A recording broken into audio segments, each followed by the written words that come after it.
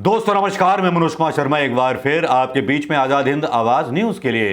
दोस्तों यूं तो भारतीय जनता पार्टी के काफी गुणगान हो रहे हैं और बहुत सारी बातों के बारे में सोशल मीडिया के ऊपर जो है खबरें चल रही हैं, लेकिन उन खबरों के ऊपर डिबेट और वो सवाल नहीं उठाए जा रहे जो सवाल उठाए जाने जरूरी थे। महिला अधिकारों की बात करने वाली महिला एंकर्स गोदी मीडिया की शायद एसी के कमरों में बैठ करके पकौड़े तल रही हैं या फिर एक लंबी नींद में गाफिल हो गई हैं। दोस्तों बात करना चाहूंगा दो बेटियों की। एक बेटी जिसके साथ क्रूरतापूर्वक उसके बाप ने बलात्कार किया, जिसका संबंध बीजेपी से है और संघ से है। हालांकि राक्षस राक्षस होता है, चाहे वो किसी भी राजनीतिक विचारधारा से संबंधित हो। लेकिन यहां जब एक तरफ भारतीय जनता पार्टी बात करती है बेटी बचाओ बेटी पढ़ाओ का, तब यह सवाल भारतीय जनता पार्टी के चरित्र पर उठने स्वाभाविक हो जाते हैं, उसके संस्कारों पर और उसके नेतृत्व पर और संघ पर, मोहन भागवत पर, कि क्या इनके खिलाफ कार्रवाई हुई। पन्ना में यह घटना हुई, सबसे पहली घटना है। आज दो घटनाओं का जिक्र करूंगा। मानवता शर्मसार हुई बेटी और पिता के पवित्र रिश्ते को एक कलयुगी पिता ने कलंकित कर दिया। पवई थाना अंतर्गत आने वाले ग्राम मुड़वारी का यह मामला है। 17 वर्षीय नाबालिग बेटी के साथ दुष्कर्म किया। किसी तरह पीड़ित नाबालिग ने घटना की जानकारी पुलिस को दी और महज 24 घंटे में ही फरार पिता को गिरफ्तार कर लिया गया। वहां से उसे जेल भेज दिया गया है। मध्य प्रदेश कांग्रेस के अनुसार यह घिनौना कृत्य आरएसएस नेता व भारतीय जनता पार्टी नेता सतीश मिश्रा का है। कांग्रेस ने मामले को लेकर ट्वीट कर तंज कसा है बेटी के मामले में। हालांकि गिरफ्तारी हो चुकी है, इसलिए कोई सवाल उठाना भी बेईमानी होगा। त्वरित कार्रवाई शिवराज सरकार में हुई। लेकिन अब दूसरी कहानी आपको बताते हैं, ऐसी कहानी आपको बताते हैं जिस कहानी के बारे में जिक्र होना चाहिए था लेकिन जिक्र नहीं हुआ। बेटी बचाओ तो बेटी बचा ना पाए, बेटी पढ़ाओ बेटी पढ़ाने के बाद भी बेटी को ना बचा पाए। एक बेटी जिसने पढ़ाई की, जिसने हिमाचल कैडर की परीक्षा पास की और अपना वर्चस्व मनवाया हिमाचल प्रदेश में। जी हां, बात कर रहा हूं हिमाचल की एक बेटी ओशिन शर्मा की। ओशिन शर्मा जिसने शादी की अपने साथ पढ़ने वाले एक ऐसे व्यक्ति से जो कभी मात्र उसकी तरह एक छात्र हुआ करता था, जिसका नाम था विशाल नेहरिया। जी हां, विशाल नेहरिया उनके साथ पढ़ता था। शुरू में इनके साथ रहते थे, आपस में एक दूसरे को जानते थे स्कूल के टाइम से। ओशिन शर्मा भी और ये अपने विशाल नेहरिया भी। विशाल नेहरिया ने 2019 में चुनाव लड़ा और विधायक का चुनाव जीत गए भारतीय जनता पार्टी के टिकट पर। भारतीय जनता पार्टी के टिकट पर जीतने के बाद विशाल नेहरिया ने शादी का प्रस्ताव रखा। आपस में एक दूसरे के साथ पहले भी फ्रेंडशिप थी, लेकिन तब शायद ब्रेकअप हो गया था। उसके बाद फिर प्रस्ताव रखा तो ओशिन शर्मा को लगा कि शायद ये जेन्युइन आदमी है, इतना समाज का सेवा करने का जज्बा दिल में है, तो हो सकता है कि ये व्यक्ति थोड़ा सुधर गया हो, तो उन्होंने हाँ कर दी। शादी हुई हिमाचल प्रदेश में। भारतीय जनता पार्टी के नेताओं के बीच जश्न बना और जश्न मनने के बाद 2 महीने बाद एक ऐसा कांड हुआ जिसने कुल्लू थप्पड़ कांड की याद ताजा दिला दी। भारतीय जनता पार्टी के चेहरे पर एक और कालिक पोत दी। कांड ऐसा हुआ कि इस एचएएस अफसर की पत्नी के साथ मारपीट की विधायक विशाल नेहरिया ने। विशाल नेहरिया के खिलाफ उनकी पत्नी ओशिन शर्मा ने मारपीट का आरोप लगाते हुए सुरक्षा की मांग की और रिपोर्ट के बारे में कांगड़ा के एसपी विमुक्त रंजन ने इस बात की पुष्टि की कि हां, उनकी पत्नी ने उनके खिलाफ रिपोर्ट की है। ओशिन शर्मा ने एक वीडियो भी जारी किया। वीडियो में उन्होंने गंभीर आरोप लगाए। वीडियो में उन्होंने गंभीर आरोप लगाते हुए कहा कि चंडीगढ़ में जब वे एक होटल में रुके थे तब विधायक ने उनके साथ मारपीट की थी। जब घर में थे तो जब कोरोना संक्रमित हुए थे तब भी विधायक ने उनके साथ मारपीट की, उन्हें घर से बाहर निकाल दिया। घर के बाहर जब वो रो रही थी उनका मोबाइल छीन लिया गया था। वो कोशिश कर रही थी कि अपने माता पिता से संपर्क कर पाएं। उनकी माँ डीसी हैं, पिता भी सरकारी अधिकारी हैं ओशिन शर्मा के। चंबा के ये लोग रहने वाले हैं। अब धर्मशाला में आकर के बस गए। शादी हो गई तो हो गई भाई। विशाल नेहरिया पर उन्होंने बड़े खतरनाक आरोप लगाए, जादू टोने तक के आरोप लगाए और नेहरिया चाहता था कि वो जल्दी प्रेग्नेंट हो जाएं, जल्दी शादी करने के बाद। ओशिन शर्मा धर्मशाला में एचएएस के पद पर सेवाएं दे रही थीं। एक ऐसी विमुक्त महिला नारी जिनके बारे में आप उनका इंस्टाग्राम पेज देख सकते हैं। इतना खुला व्यक्तित्व, उनके यूट्यूब वीडियो महिलाओं को बताने के बारे में कि एचएएस परीक्षा कैसे पास की जाए। ऐसी महिला के साथ, ऐसी आधुनिक महिला के साथ, ऐसे मॉडर्न ख्यालातों की महिला के साथ विशाल नेहरिया जैसा व्यक्ति, भारतीय जनता पार्टी का व्यक्ति, पढ़ा लिखा व्यक्ति मारपीट करता है 2 महीने बाद, और किस तरह क्या बीतती है उस 7.5 मिनट के वीडियो में आप सुनिए और महसूस कीजिए।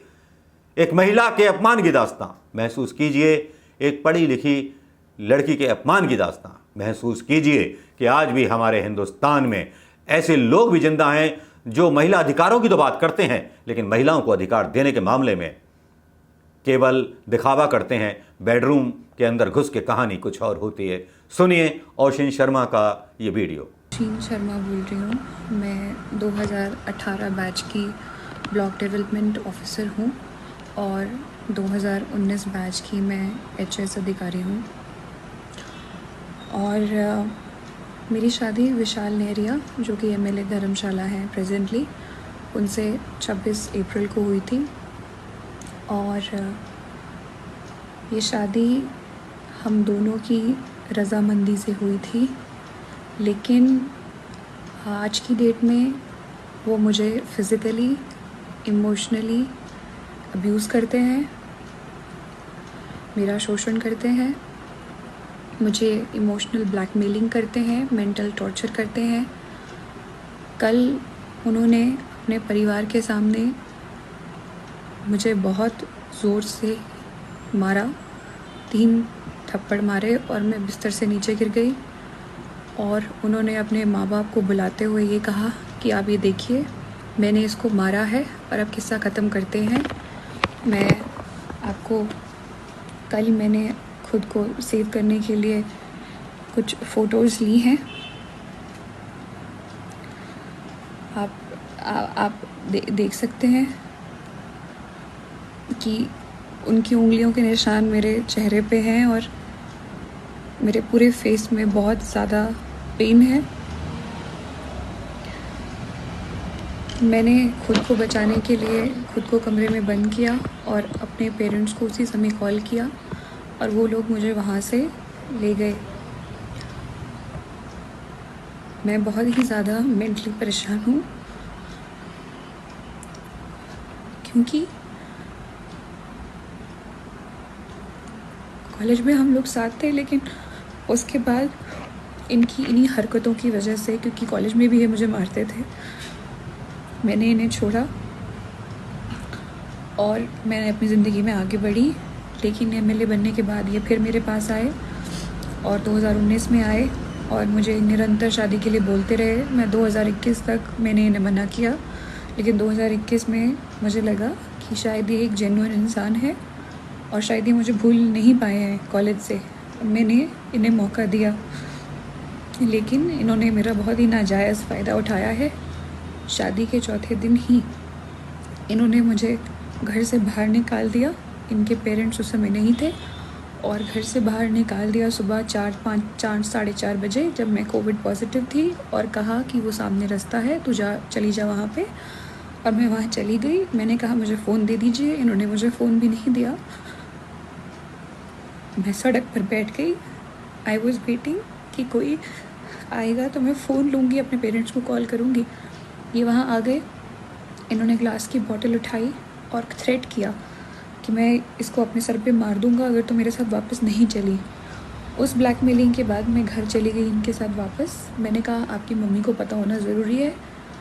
इन्होंने छुरी ली और रसोई में चले गए, वॉशरूम में खुद को बंद कर लिया और वहाँ पे ये धमकी दी कि मैं खुद को मार दूँगा अगर तुमने बताया। तो मैंने इनके माँ बाप को नहीं बताया। इनके माँ बाप, स्पेशली इनकी माँ, पिता इनके बीमार थे, तो मेरी उनसे कोई शिकायत नहीं है। इनकी माँ ने मेरी फैमिली को इतनी बार बुला के जलील किया है और ये झूठे एलिगेशंस लगाए हैं कि मैं इनके लड़के को मारती हूँ। इनके लड़के ने भी मेरे पे फॉल्स एलिगेशन लगाए हैं कि मैं इन्हें अब्यूज़ करती हूँ, मैं इन्हें मारती हूँ। मैं अगर इन्हें मारती हूँ तो आप ये मुझे बताएं, क्या ये इस प्रकार के आदमी हैं कि एक मार खाएंगे? इन्होंने मुझे फरवरी 2021 में भी, चंडीगढ़ में थे हम होटल में, बहुत मारा। उस वक्त ये ड्रंक थे। इन्होंने मुझे आधे घंटे तक पीटा। इस इंसिडेंट के बाद भी जब मैंने कहा कि मैं पुलिस जाऊंगी तो इन्होंने मुझे वहाँ पे इमोशनल मैनिपुलेशन करके रोक लिया। जब मैंने शादी से मना किया तो इनकी माँ और मासी दोनों मेरे ऑफिस में आके इन्होंने भी यहाँ इमोशनल ड्रामा किया और वो रोई, और मुझे एज ए ह्यूमन लगा कि शायद मुझे एक चांस और देना चाहिए। मेरे माँ बाप को इन्होंने बहुत जलील किया, ये धमकियाँ दी हैं कि कभी कभी आपकी लड़की अगर हमारे घर में अकेली आ गई और तो हम पुलिस बुला लेंगी, और ये सुपरस्टिशियस बातें करते हैं ये लोग। चेले को बुलाएंगे, उसको बुलाएंगे, वो बताएगा कि इस लड़की ने हमारे बेटे को मारा है कि नहीं। इनकी मदर को ये नहीं पता कि ये मुझे किस तरह से थ्रेट करते हैं, इमोशनल ब्लैकमेल करते हैं कि ये खुद को कुछ कर देंगे। और मेरे सामने सामने इन्होंने खुद को सर पे स्टील की बॉटल भी मारी। जिस रात मैंने इनसे ये पूछा, जब इन्होंने मुझे बताया कि सुबह इन्होंने और इनकी मम्मी ने कहीं निकलना है, तो एज ए वाइफ मैंने सिर्फ इतना पूछा कि आप कहाँ जा रहे हैं। इनका कहना था कि माँ ने मना किया है बताने से। मुझे गुस्सा आया, मैंने इन्हें झंझोड़ा कि कम ऑन, आपको मुझे बताना चाहिए, I am your wife, I am your partner, I must know. ये उठे और इन्होंने स्टील की बोतल अपने सर पे मार ली। उस स्टील की बोतल में आज भी डेंट है। बाद में ये मुझ में एलिगेशन लगाई है कि मैं इन्हें अब्यूज़ करती हूँ और मैं इन्हें मारती हूँ। इनकी माँ ने ये तक मेरी माँ को फ़ोन करके बोला है कि आपकी लड़की हमारे लड़के को मरने पे मजबूर कर देगी। मेरा ये वीडियो बनाने का एकमात्र ये मकसद है कि मैं सबसे, पुलिस से और सभी से सिर्फ अपने अपने परिवार की सेफ्टी चाहती हूँ। और अगर इन्हें कुछ भी होता है तो I am not held responsible for that, I should not be held responsible for it. ये लोग कोई किसी भी प्रकार का एलिगेशन लगा सकते हैं। Vishal has been forcing me to have a kid.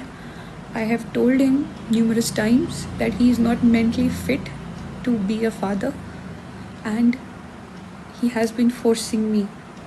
He doesn't allow me to have a contraceptive also, and मैंने पूरी कोशिश की है कि मैं प्रेग्नेंट ना हूँ इस स्टेज पे, और मैंने खुद को बचाया है। और इसने मुझसे इसी बात पे बहुत बार झगड़ा किया है, ब्लैकमेलिंग की है कि मैं कभी नदी में कूद जाऊंगा, मैं ये करूंगा, मैं वो करूंगा। ये सब इंसिडेंट कल आके ख़त्म हुए जब इन्होंने मुझ पे हाथ उठा के मुझे नीचे फेंक दिया और अपने माँ बाप को बुला लिया कि मैंने इसे मारा है। मैं अपना सारा सामान लेके अपने माँ बाप के साथ रहता आ चुकी हूँ। आज से पूरे 5 दिन बाद मेरी ट्रेनिंग है हिब्बा में, 1 जुलाई से। मेरा ये वीडियो बनाने का बस ये मकसद है कि मेरे पे कल को इस प्रकार की कोई एलिगेशन ना लगे, और जिस तरह की मेंटल एगनी और हैरेसमेंट मेरे साथ हुई है वो फ्यूचर में किसी और औरत के साथ ना हो। Being a woman and being a civil servant.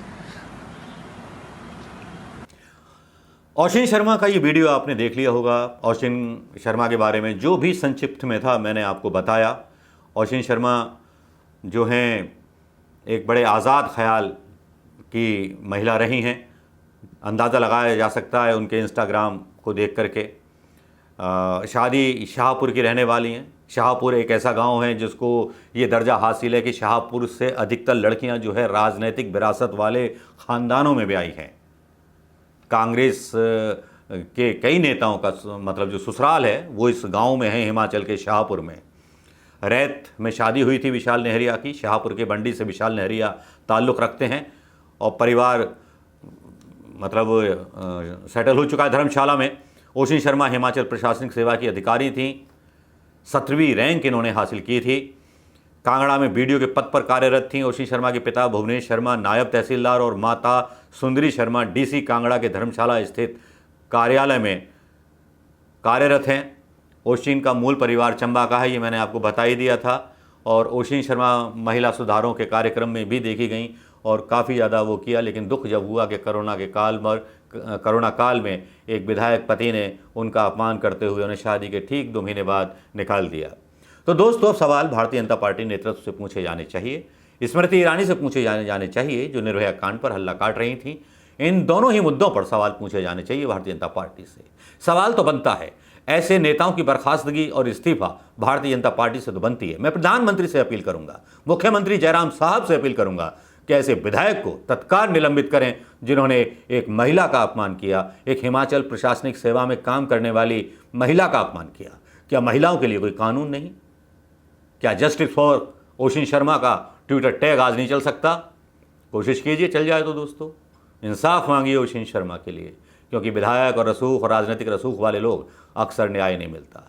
Bharatiya Janata party के एक कथित बड़े नेता जो आजकल मार्गदर्शक मंडल में हैं, उनकी बहू ने भी उन पर आरोप लगाया था। नाम नहीं लूंगा, कहानी लंबी हो जाएगी। दोस्तों कैसी लगी ये कहानी और कैसा लगा ये सवाल सरकार से जरूर कीजिएगा। दोस्तों नमस्कार, आता रहूंगा आपके बीच, आपका मनोज कुमार शर्मा। इसलिए कमेंट करना और शेयर करना मत भूलिएगा दोस्तों। जय हिंद।